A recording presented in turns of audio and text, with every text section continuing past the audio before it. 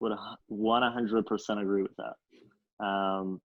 So first and foremost, got to be knowledgeable on your Mhm. subject matter. Secondly, I would say, and this sounds kind of cliche, but being you.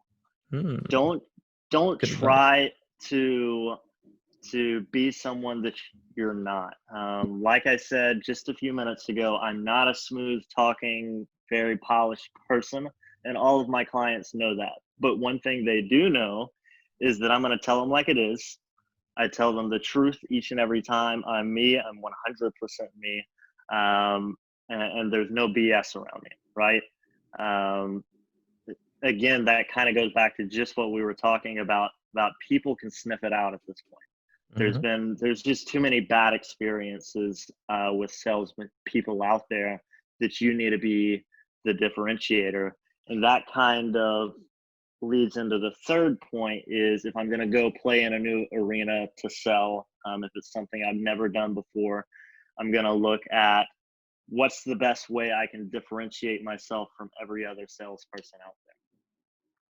The way you talk to people is really powerful. You know, um, you really need to be careful in not bombarding them with too much information. Mhm. I see a lot of people do that really frequently. Everyone wants to have their quote unquote elevator pitch that they can, hit someone with in 15 seconds. That's not really a good idea because that doesn't do anything for you. So when I first started doing mortgages, I did a lot of cold calls, Mhm. calling random people never talked to before, and I'm trying to sell them a mortgage. You know what the first thing I would say when they answered? How are you? How are you? Yeah, which is Right? not I always the wouldn't best get first thing to say.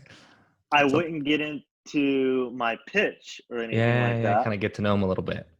I want to get to know 'em, right? I want to build that trust because I've tried the whole get into my pitch. You know what Mhm. happens? They know you're a Click, salesperson, they hang up, yeah. click, click, click, right? So as quickly as you can, you want to build some kind of rapport, Mhm. really, really quickly. Um, it's really, in my opinion, it's a lot easier to do in person, especially if you're door knocking, because you can see something hanging up on their door. You can see what truck they're driving, whatever. I don't know. Find some commonality and make a quick conversation and then get into what you're talking about. You want to have some kind of base with these people before you start selling them. What do I think really is the number one critical key to success? It's the willingness to go all in and the willingness to accept the failures that are bound to come along the way.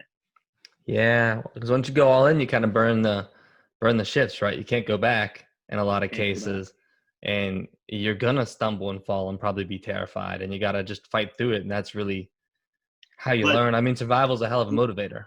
yeah, let's be clear about one thing though. Okay. You do have to burn the ships in a sense, but don't burn the relationships. Oh, I like it. I Okay. like what you did there. So because I've been in a ton of different industries in my short amount of life, right? Mhm. But I've created some awesome relationships with all of these different people. Um, and here's a great reason why. Okay, the company that I was working for before I started doing mortgages a year and a half ago, I am currently in the middle of purchasing that company now Oh, wow. because I maintained the relationship with the owner of that company. Mhm.